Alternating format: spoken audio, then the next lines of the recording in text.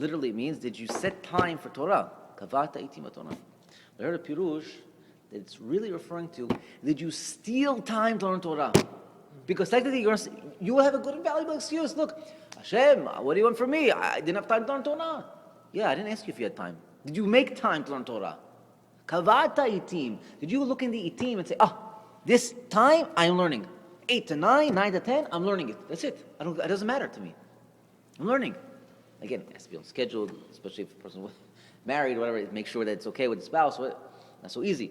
But the idea is that it has to have set schedule. Now, a person can say, wait a minute, but I have a parnasah, I got to do this, I got to do that. First things first, person should know that, A, is he earning what he needs or is he earning what he wants? It's a big question he always has to ask himself. And he has to ask himself to be honest with himself. Am I earning what I need or am I earning what I want? What I need, a person can make a calculation. Maybe he needs $1,500 to get by the month if he's single. Maybe he needs $2,500 if he's married. Whatever the magic number is, 3,000, 4,000, whatever. Once he hits the 4,000, is he still? I gotta make more. I gotta make more. That's it. What do you make?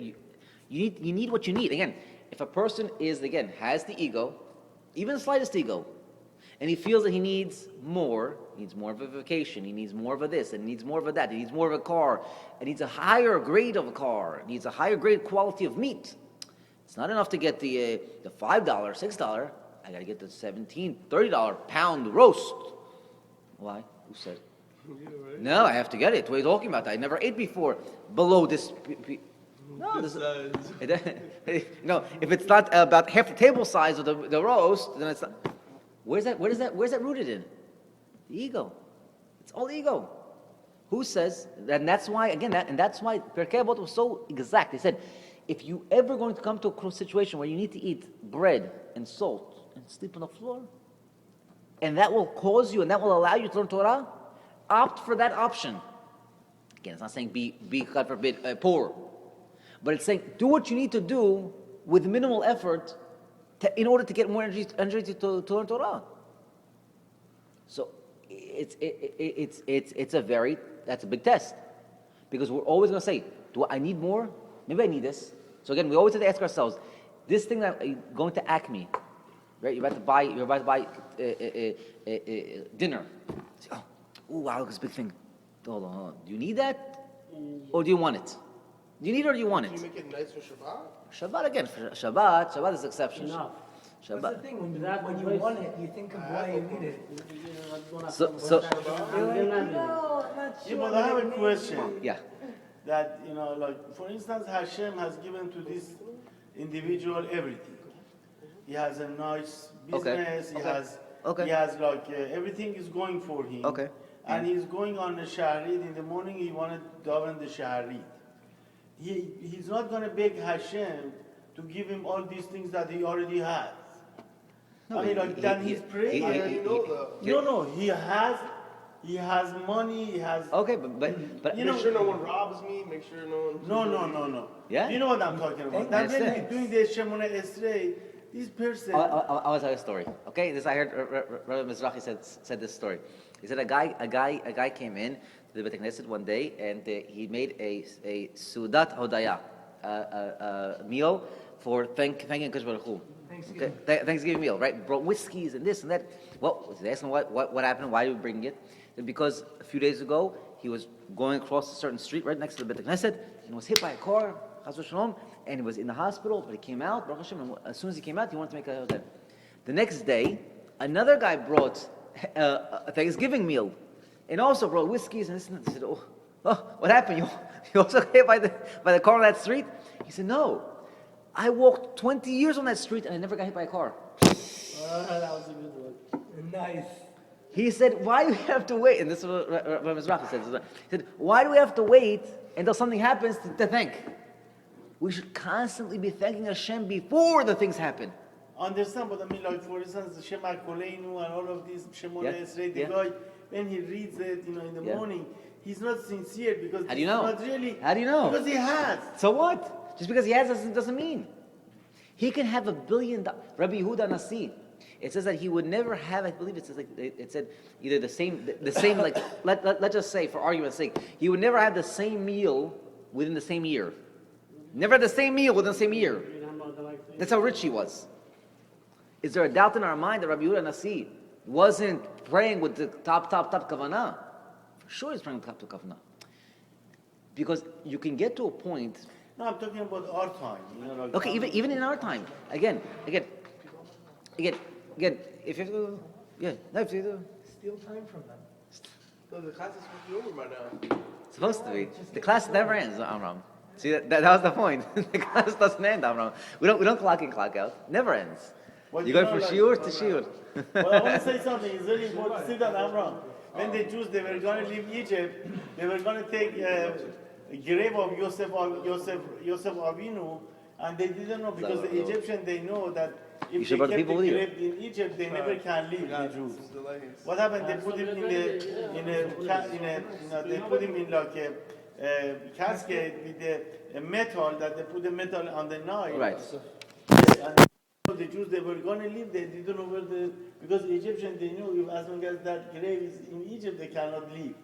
And suddenly Sarah Bat Asher, Sarah, daughter of Asher, she comes and she says, to Moshe, write down, a piece of paper for you, like, few names. Right. They put it into the water. Suddenly, the casket comes out by itself, and they, grab it and, they leave. That's why it was, it was like given her, never die. Right. She had a very long And life. in Iran, in the city of Isfahan was like a Jewish center for many, many years. A lot of time when the Jews, they get so distressed, they go ask for Sarah Bat Asher, they build a shrine for her and everything. And there are witnesses that they could say that she appeared. Right, and she was saved very, the Jews of the, Isfahan and, the vicinities. Yeah. And she's alive, Also, Mama Rachel. Right. That's famous accounting. But again, just because a person has things, it doesn't mean that he won't daven with a sincere kavanah. However, this idea of time goes hand in hand with the concept that we're going to talk about now, which is the concept of Pesach Sheni. We'll talk about it really quickly. We'll be out in 15 minutes. Even less. Wait, why? I thought it goes longer.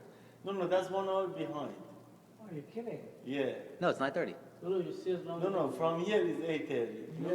But Yeah. this is, Yeah. So okay. So anyway. Shame. So the idea of time, first of all, the idea of time or stealing time, all has to do with do we value the strength of Torah? Do we value it? Because if we do, like I said before, and we believe we're in a relationship, we're going to look for another time to do it. Even if I'm going home, before I go to sleep, I'm going to learn 2 halachot. Why? I just want to talk to Hashem one more time.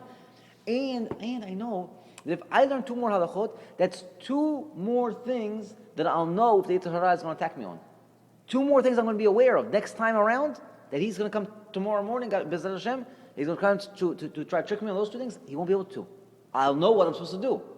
Right? Now, the more like I've said, the more I know, the less information, the less lack of information that he has to play against me.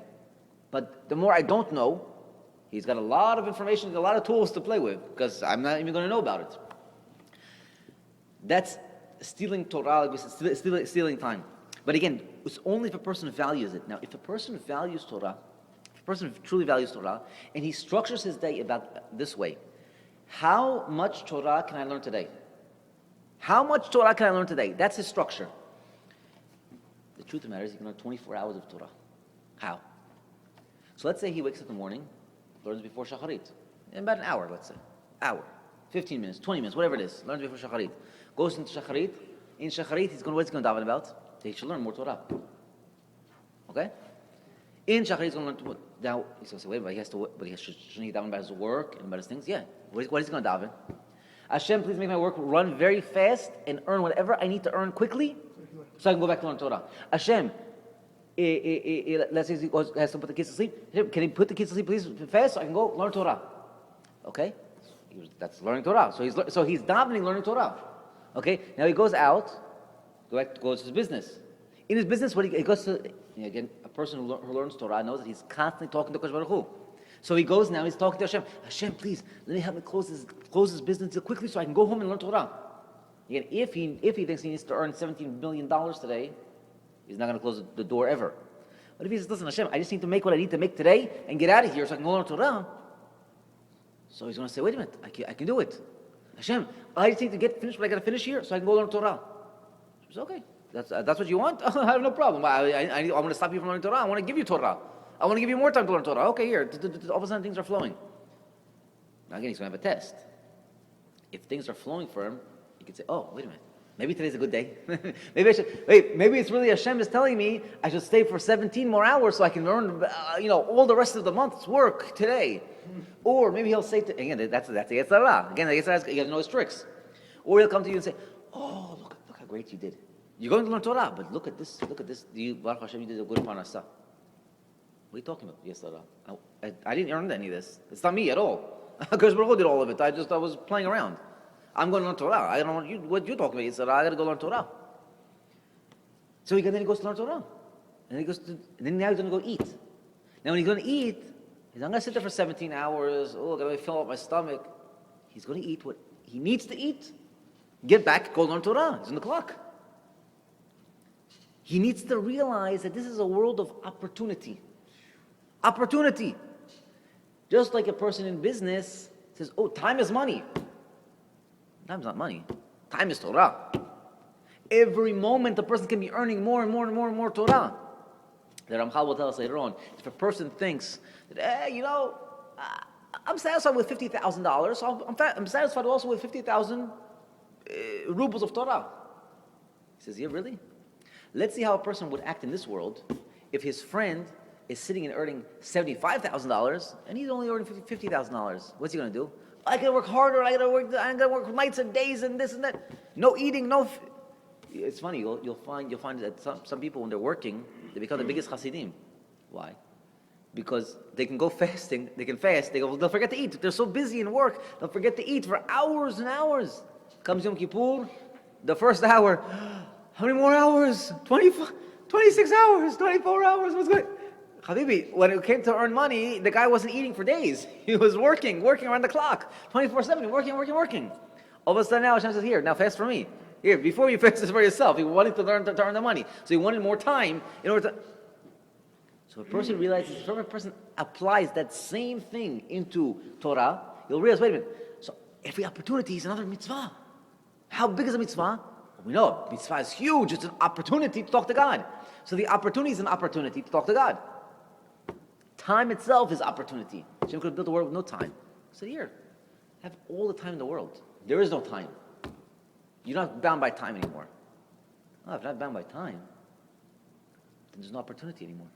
Because then everything is free. When does mitzvah become important? And think about inflation. When there's so much money in the world, then $100 is no longer $100. Doesn't mean anything. Because everybody's got $100. People have $10,000. It doesn't mean anything. What you have to do in order to have balance, you have to have constriction. You have to have, this guy has $1,000, but this guy only has $2. Oh, so now $1,000 means something. Same thing in our world. When Hashem made time, He made boxes. He said, you only got 24 hours.